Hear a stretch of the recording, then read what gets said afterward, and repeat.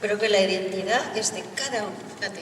Y el que no sepa su identidad y no conozca su historia no es una persona. O sea, que la identidad, sea la que sea, es importante conocerla. Porque es tu vida, eres tú. Pero de cualquiera, la identidad de cualquiera es su esencia. El problema que hay hoy en día es la falta de conocimiento de tu pasado. Hoy en día no te enseñan historia. Y sin historia, un ser humano, ¿qué es? ¿Verdad? A ver qué dices tú de esto, porque es muy importante. Yo tengo una visión un poco particular, porque por mi historia, yo incluso durante un tiempo no quería mi identidad. Yo quería ser una gota de agua dentro del agua. Me molestaba ser la diferente. Entonces yo quería primero la identidad como persona. O sea, yo quería ser una persona, pero con una identidad casi camaleónica. No me interesaba mucho fundirme en ese mapa, no quería singularizarme. Entonces al final la historia que no te han contado, porque somos de una generación a los que no nos han contado nuestra propia historia, yo la descubrí con 60 años. Entonces, ¿cuál es tu identidad si no te permiten ese eslabón, si rompen ese eslabón que te unía a tu vida? Entonces para mí es importante sentirme persona, sentirme integrada. Entendí que asimilarse no es bueno, porque si tú no te respetas, no te respetan los demás. Pero al mismo tiempo yo creo que una identidad puede cambiar en función de la circunstancia, pero es muy importante la pertenencia. Para mí es pertenecer, y al final te acabas haciendo pertenencias transportables. O sea, yo dejé de tener patria, yo dejé de tener idioma materno, yo dejé de tener muchas cosas. Entonces, al tener que adoptar nuevas identidades, mi pertenencia se centró en mi familia. Es que mi historia es completamente distinta, porque yo nací en Tánger. ¿Tú te das cuenta? Tánger ya era internacional. Es decir, yo he estado preparada para sentirme bien en cualquier sitio. Y cuando llegué a España, pues yo soy un habitante de este mundo. No sé. No he vivido ni persecuciones, ni, gracias a Dios, no he vivido nada de todo esto. Entonces mi experiencia es muy distinta, ¿ves? Yo llegué aquí, estaba en mi casa aquí, yo iba a París, estaba en mi casa en París. Tánger fue una cosa muy especial. Tánger, ¿sabes lo que fue? Un Toledo de la modernidad, así lo llamo yo. Porque nunca han convivido tan bien las 3 o las 4 o las 5 religiones que había ahí.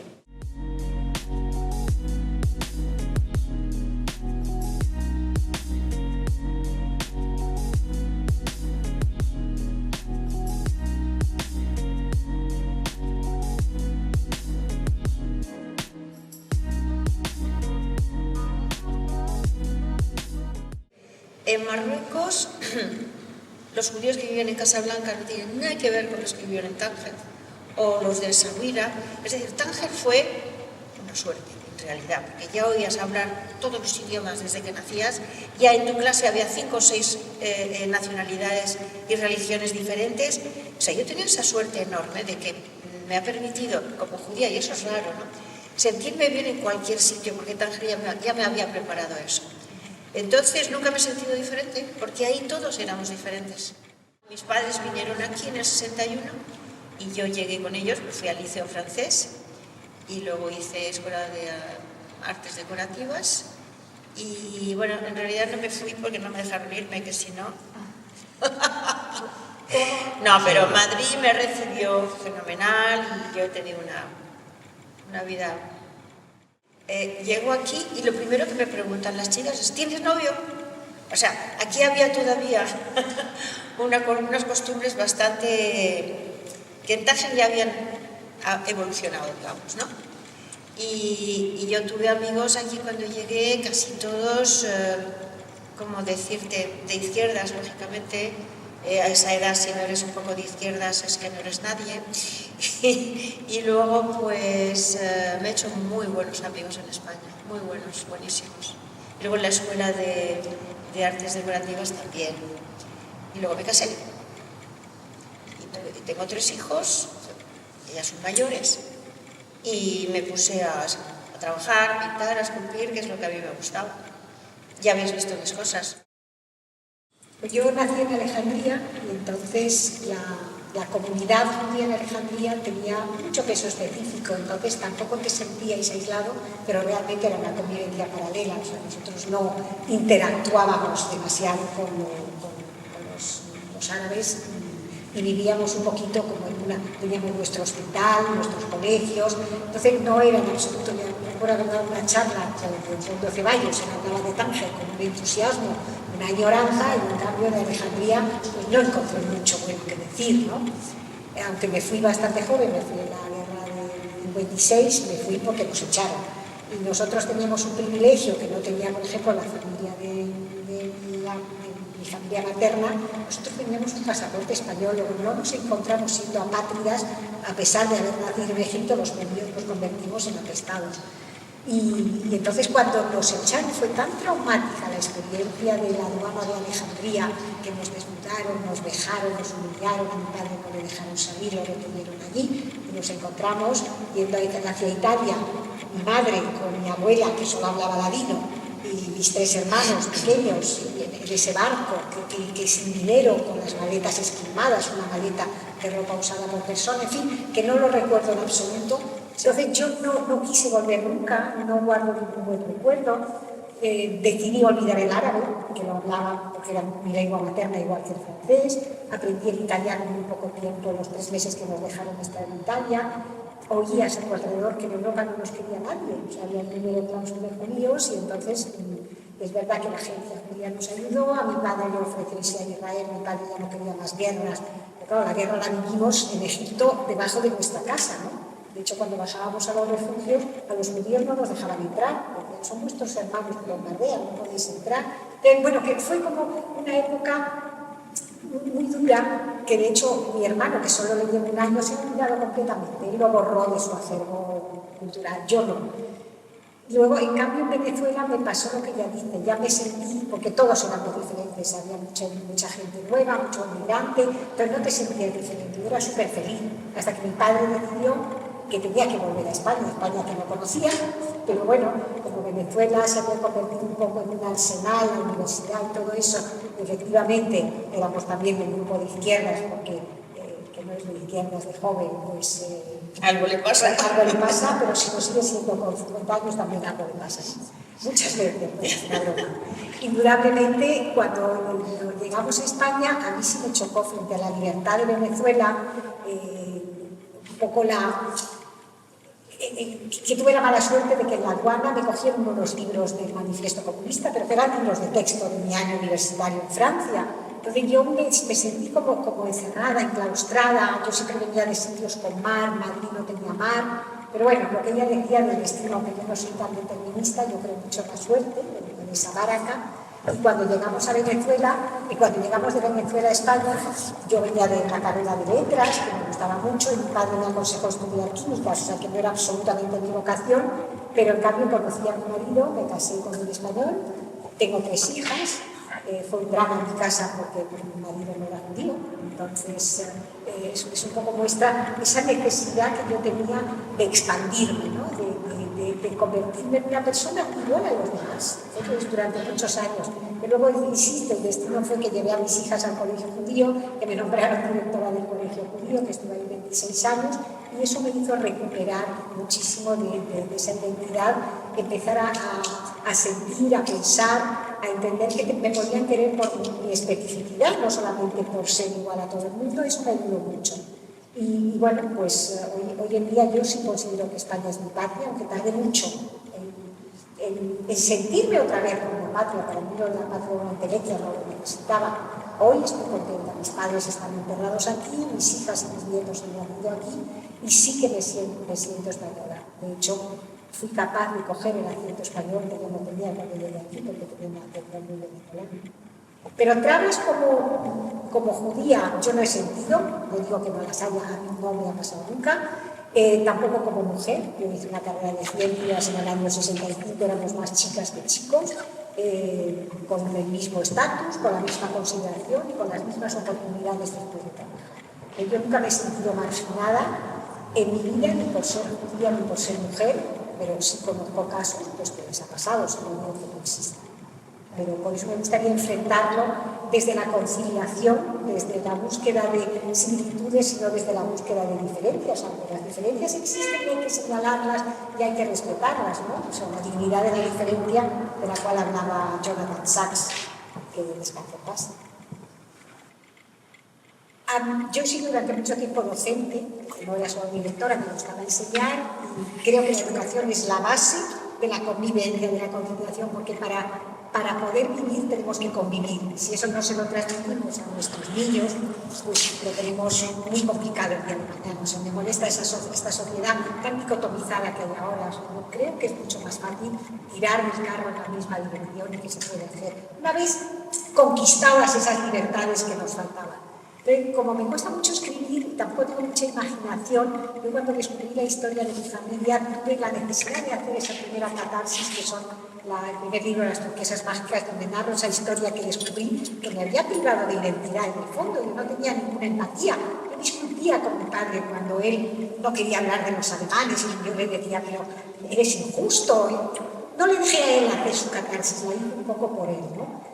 Y luego cuando me tocó escribir el segundo libro, eso ya cuando estaba nuda, ya era una catarsis más personal.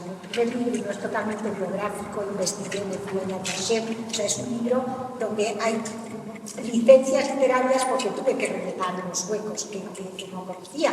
En cambio, el segundo es un libro en el cual yo quería reencontrarme como persona, me tuve que volver a reinventar, ¿no? Después de ser una persona muy amparada en mi casa, con un marido muy presente, que lo hacía todo, me bloqueó mucho su muerte, el libro iba por otros derroteros.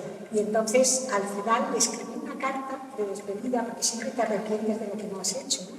Y entonces el eje del libro cambió. Me di cuenta que mucha gente me había ayudado en mi vida, que el primer libro era un libro de hombres, ¿no? O sea, que mi padre era un poco el eje de ese libro, y en cambio en este segundo lo trasladé a mi madre, porque el papel de la mujer en una casa, me imagino que en todas las casas el papel de una madre es realmente el que va a forjar la arquitectura emocional de los hijos. El padre te resuelve muchas otras cosas, te guía, que fue el que me indicó la carrera que tenía que hacer y determinó mi destino, pero mi arquitectura emocional, esa búsqueda que yo tenía y que nunca encontraba, se la debo a mi madre.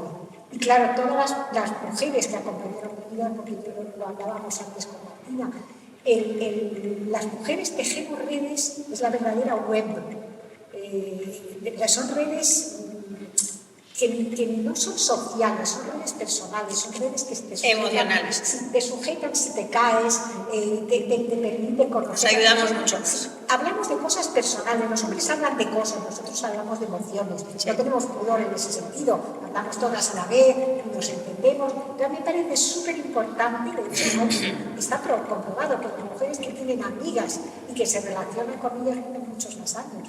Porque yo creo que los judíos inventaron la psiquiatría y las mujeres la perfeccionaron porque no tenemos confesor. Necesitamos hablar y para mí es muy importante. Y que te escuchen, porque los hombres no escuchan, entonces entre mujeres por lo menos. Pero hablamos todas a la vez y nos entendemos. También yo soy de una casa de mujeres, ¿no? O sea, tengo 3 hijas y al final también tengo 3 nietas, pero bueno, aunque tengo 2 nietos, pero al final yo creo que las mujeres marcamos de una manera muy subrepticia, muy sutil. Pues yo he tenido que marcarlo todo, porque fíjate que hasta el perro era macho. No, yo hasta las un marido, 3 hijos y el perro. Yo hasta las 2 perros. En una hora está todo tuyo, o sea, cualquier cosa que hagas eres tú. Pero me inspiro pues en todo lo que todo lo que he aprendido, todo lo que sé, todo lo que me rodea. Yo creo que un artista no es ni judío, ni chino, un artista es un artista. Y se inspira de lo que puede, es decir, de lo que tiene a su alrededor. Y si no tiene nada, no sale nada, que eso también pasa. ¿Esculpes desde hace mucho tiempo? Sí, yo empecé pintando y esculpo desde 81, por ahí, sí. Pero vamos, que para una mujer, vamos a decir, que hay una mentalidad en el mundo del arte, por lo menos cuando yo exponía, que tienes que ser pobre, más o menos hippie. Yo me disfrazaba en esas exposiciones. O sea, ser una señora que pinta eso no entraba. Entonces me disfrazaba. Y hay muchos estereotipos, ¿sabes?, en todo esto. Y por eso a mí me ha costado, bueno, desde que cuando eres madre y que te quieres ocupar de tu familia y tal, es muy difícil. O lo dejaba todo y me metía en una comuna a pintar toda mi vida, pero mi elección pues fue la familia. Hice lo que pude. A lo mejor hubiera hecho más, pero yo creo que mis mejores obras son mis hijos. Estoy de acuerdo, y tus nietos, que además no tienes que... Sí, pero cualquier mujer, cualquiera de hijos. Eso de que la mujer pueda hacerlo todo es mentira, es imposible. O sea, si tú quieres ser una buena madre, trabajar bien, ser una buena esposa, es imposible. O sea, hay que ir eligiendo... Bueno, hay superwoman, yo no hubiera sido una superwoman. No estoy de acuerdo. Yo creo que las hay, ¿eh? No existen. Yo creo que sí, porque hoy en día las mujeres jóvenes se casan, tienen hijos y trabajan mucho más que en mi época. ¿Sí o no? Lo venimos hablando del coche. Yo creo que el gran problema de la mujer siempre ha sido la elección. O sea, antes tu marido, tus padres no te dejaban trabajar porque querías criar a tus hijos. Y hoy conozco muchas que les gustaría quedarse en su casa, criar a sus hijos, y no se lo pueden permitir porque hoy en día la gente se casa en separación de bienes o no se casa. Entonces, al final tienes que tener una profesión y tienes que poder... Las cosas se hacen diferentes. Las cosas se hacen diferentes. Los niños, todo será diferente. Sí. Yo creo que todo será diferente. No por eso peor, simplemente diferente. Nosotros hemos tenido mucho más atención a la educación de los niños. Hoy están un poco más perdidos, eso sí lo noto. Y los colegios tampoco ayudan mucho. O sea, que ahí hay una cosa que había que ajustar o ocuparse de ello. Romper una lanza en favor de los colegios. Los colegios están para enseñar, no para educar. Ya. Los niños tienen que ir de casa con sus valores, con su educación, y claro, elige un colegio que sea afín a tus valores, porque si hay también dos mensajes, los pobres no saben qué hacer. Pero la presencia de una madre, es que antes teníamos madres y abuelas en las casas. Hoy en día las guías son muchísimo más frágiles, ¿no? O sea, que estamos viviendo un cambio de paradigma. Y sí, estamos viviendo un cambio. Hay una elección. Y yo también, no tan bien quizás como tú, porque tenía un horario escolar y mientras iban conmigo al colegio todo funcionaba bien, pero cuando empezaron a ir a otros colegios se complicó muchísimo las cosas. Yo adoraba mi trabajo. Yo creo que es complicado. Es complicado, es nuevo, se irán recolocando las cosas y lo único que espero es que los niños no sufran mucho de ello, porque me muero por los niños y a veces los veo un poco abandonados.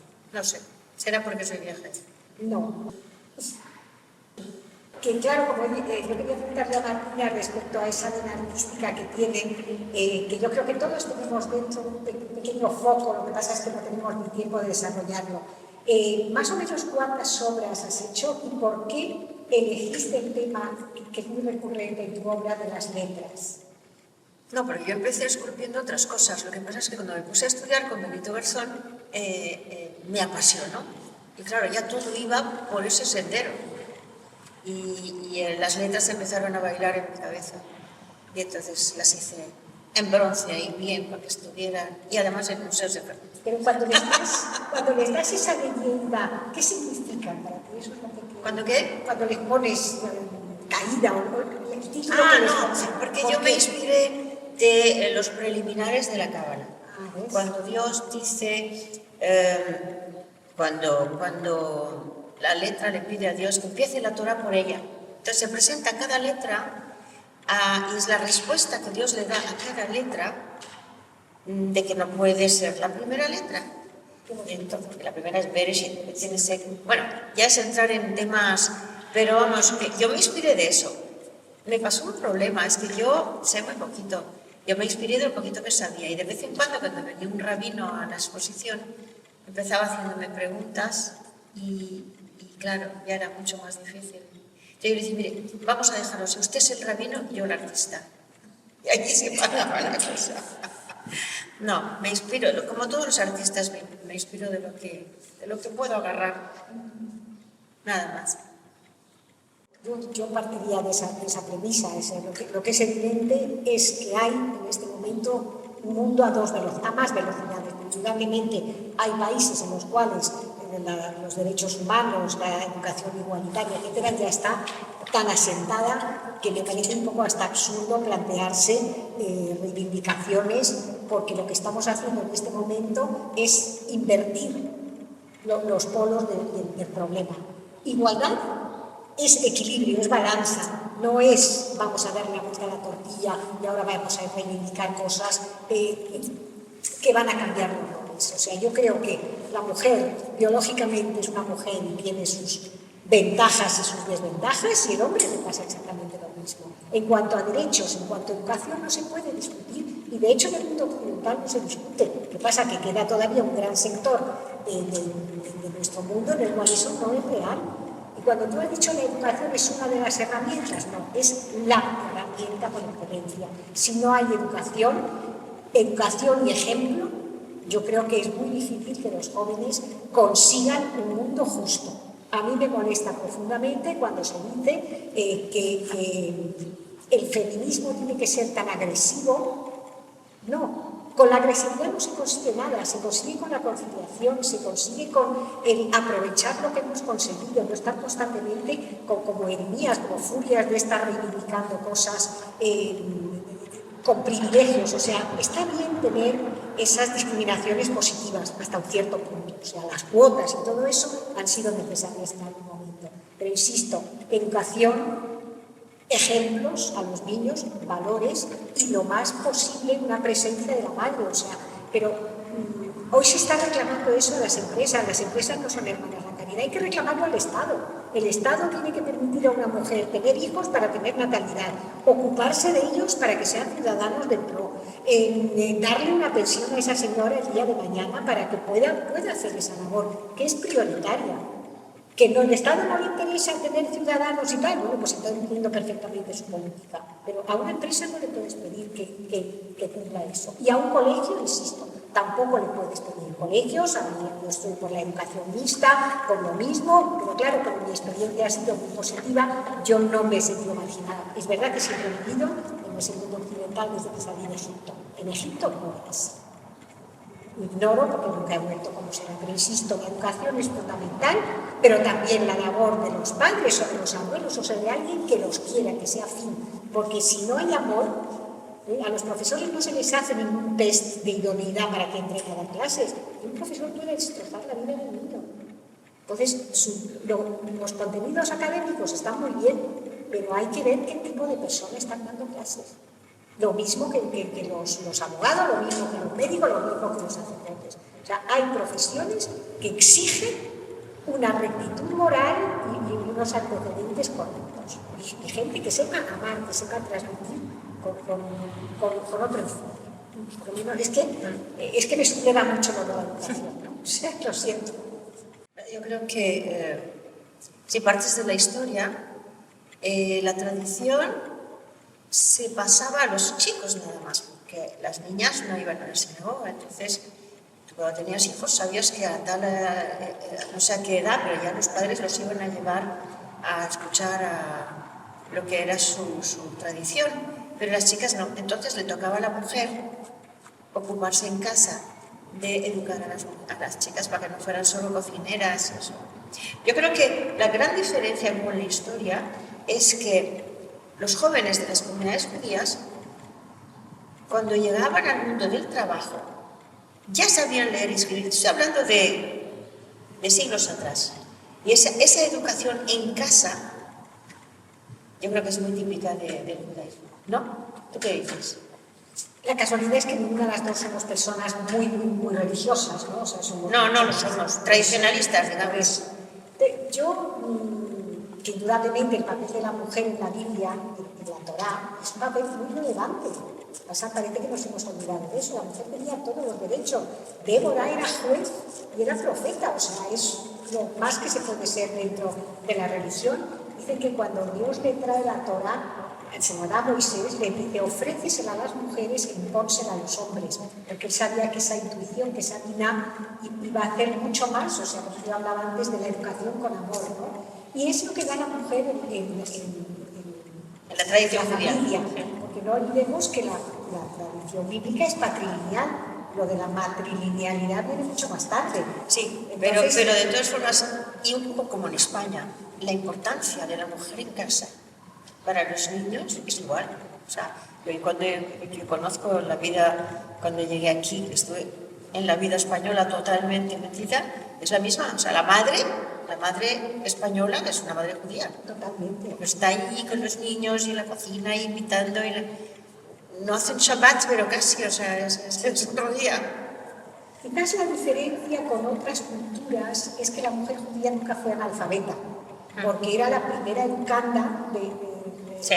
la primera que educaba a los hijos. Sí. Entonces, el hecho de saber leer, el hecho de... Bueno, leer y escribir es la gran diferencia. Claro. Eso era una obligación a los niños desde muy chiquitos. Entonces, cuando un niño... Eso es lo que hizo la diferencia. Y a veces los problemas, porque cuando este joven llegaba al mundo del trabajo, pues ya sabía leer y escribir y ya estaba más preparado que el otro. Y eso provocó también envidia y provocó antisemitismo. Y además es cuando el cerebro de un niño tiene mayor plasticidad cuando es chiquitito. Entonces, todo lo que tú le inviertas a esa edad le va forjando al final una capacidad neuronal mucho mayor. Entonces, cuando a veces dice, es que sois muy inteligente, digo, también nos ha matado por ser una raza inferior, o sea, no vamos a ver las contradicciones que ha habido, pero es verdad que esa necesidad de que la mujer supiera leer y escribir, nunca fue analfabeta, desde muy chiquititos a los niños pequeños también se les daba una serie de pautas educativas. Entonces, el papel de la mujer ha sido fundamental porque es la que ha transmitido toda esa tradición, toda esa ley, con ese rajam, lo que la misericordia, todo ese gesed, en hebreo es una palabra que significa entrañas, casi útero. Entonces, ahí es donde la madre tiene ese papel fundamental y es verdaderamente la primera educadora del hijo. Luego, cuanto mejor seas un nivel, pues más favorecerás. Por eso a mí me da pena esas regiones donde la mujer sigue siendo analfabeta, que hay muchas, porque claro, los primeros años del niño transcurren en un ambiente muy, muy poco intelectual. Y eso te marca para toda la vida. Las ramas que no salen, las sinapsis que no se hacen cuando eres pequeñito, yo creo que ya se mueren para siempre. Es que nuestras comunidades se parecen mucho.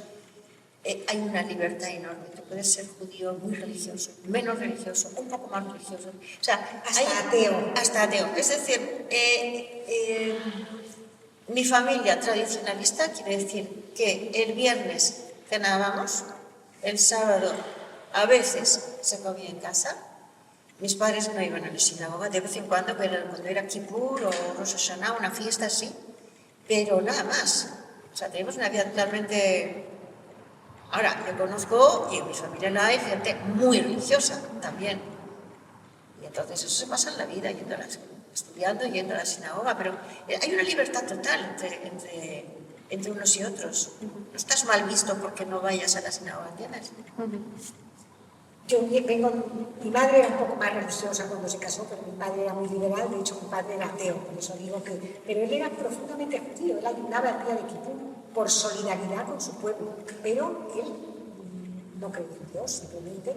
Entonces, y además él quería educarnos en la posibilidad de elegir el día de mañana. Según mi madre, le salió muy mal, porque ninguno de los tres nos casamos dentro de la ley mosaica, y para ella yo creo que fue un inmenso dolor que yo no comprendí hasta muchísimo más tarde, ¿no? Por eso es un poco ese homenaje que yo le ofrezco en el segundo libro que escribí, en la cual le doy ese hijo soñado que nunca tuvo y que se fue a vivir en Israel y tal. No tengo ese hermano. Pero también, al final, no, claro, todo el mundo arregla las cosas según le conviene, ¿no? No es el que mejor... el que más satisfacciones le da, ¿no? Porque te das cuenta que a veces deseas cosas, ocurren y no te dan la satisfacción que esperabas de ella. Entonces, cada uno tiene... lo importante es ser buena persona, no hacer daño a tu semejante, porque el ser, como decía mi padre Rana, de pila bautismal para luego hacer daño a los demás, no sirve de nada. Ser buena persona y luego, bueno, pues si quieres a tus tradiciones y las llevas, pues bien sobre hojuelas, ¿no? Pero no creo que haya que seguir ciertas tradiciones para poder vivir con dignidad y repartiendo acciones positivas por el mundo. Qué bonito, miel sobre hojuelas. Sí. Sí. Están buenísimas. Entra hambre. Yo también tengo hambre. Totalmente, porque es que la palabra religión no existe en el judaísmo, es ciencia. O sea, tú estudias la Torah y intentas basar en lo que has estudiado. Eso lo hace una mujer y un hombre, lo hace cualquiera. O sea, estudiar una cosa tan apasionante como es el judaísmo, porque son siglos de cosas maravillosas, deforma además el cerebro de una manera distinta. Yo creo que las mujeres todas deberían estudiar judaísmo. Yo, en mi familia no eran religiosos, pero tuve la suerte de ser muy amiga de Benito Garzón, que fue el primer rabino de Madrid.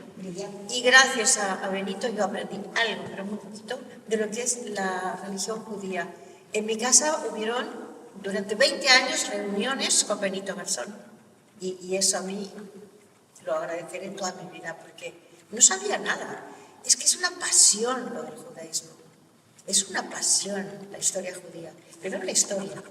Y luego, pues, el análisis de los textos, las discusiones interminables. Tú sabes lo que es un Talmud. Un Talmud es un libro, tienes la parte central, está escrito, y luego está, siempre las páginas tienen blanco todo alrededor, porque siempre puedes seguir escribiendo. O sea, nada es definitivo. Y eso es lo que es apasionante.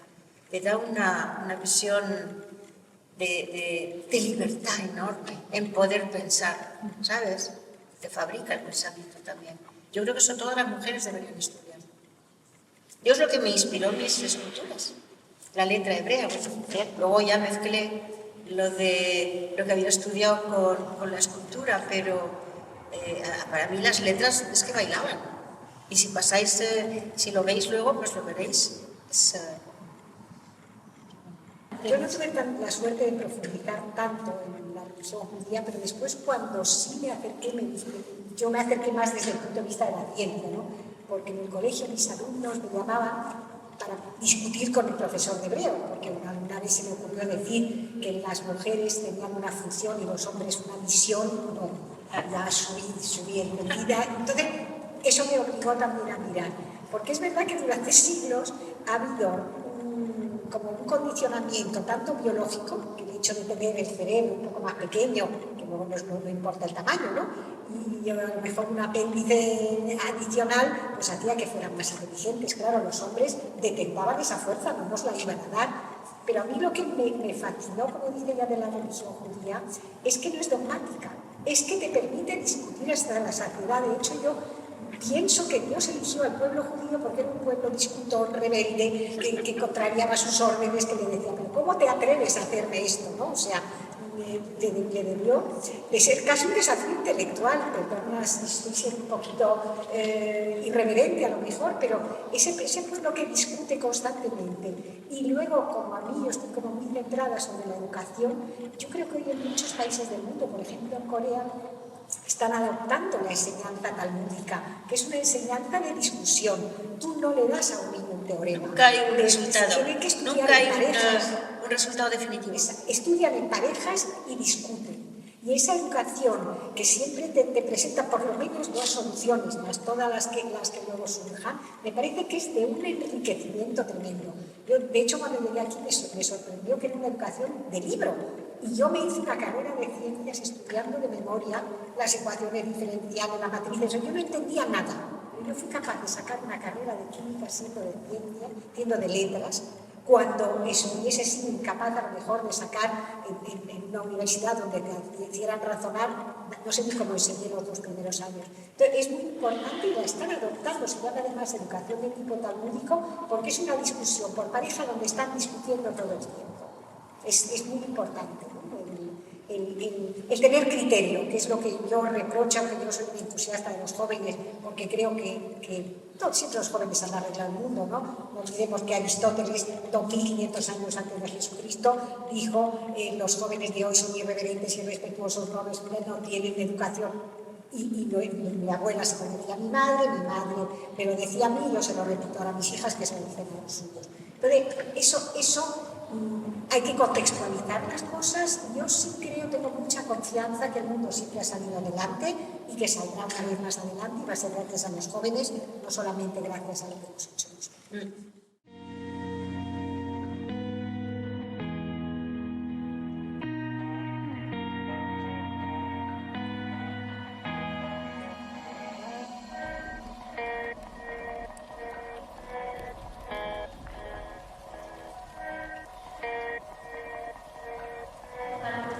Del museo, que esto me siento muy en mi casa. Sí. Te voy a explicar por qué. Porque yo cuando llegué aquí en el año 61 con mis padres, cada vez que venía algún cliente de americano y esto, le traíamos a Toledo. Me traían a mí porque yo hablaba inglés y mi madre no. Y entonces yo ya casi era guía de Toledo, ¿sabes? Veníamos siempre. Y esta sinagoga, pues es todo ese recuerdo maravilloso. Me enamoré de esta sinagoga, de verdad. Y no soy muy religiosa, no se trata de que sea sinagoga, es que me parece un lugar que tiene muchísima alma. Y luego tuve la suerte, además, de poder exponer aquí mis esculturas. Para mí eso es un punto muy importante en mi vida. Y como estaba contando, en una de las exposiciones, las esculturas estaban puestas sobre unos peanas altas y estaban toda la pared y toda esta pared. Y yo venía mucho con amigos para enseñarles la exposición y entonces un día, ya era al final, entro y el bedel me mira y me dice, y por eso lleva las manos a la cabeza. Y es que me dice, venga, y subimos a donde tenéis la tele de vigilancia y veo todas las peanas como un castillo de naipe que caen. Y es que una señora se había enganchado el pie en un cable y entonces se cayeron todas las esculturas. No pasó nada, porque son de bronce. La única que se descolocó es la que representa la caída. Así se llama. Entonces, claro, yo en este ambiente, con esta sinagoga y estas cosas, digo, uy, pues algo. Bueno, eso es una anécdota. Pero aparte de eso, este museo es, no sé, tengo algo aquí. A lo mejor yo estuve aquí antes. Porque desde el primer momento me he sentido pegada a este lugar.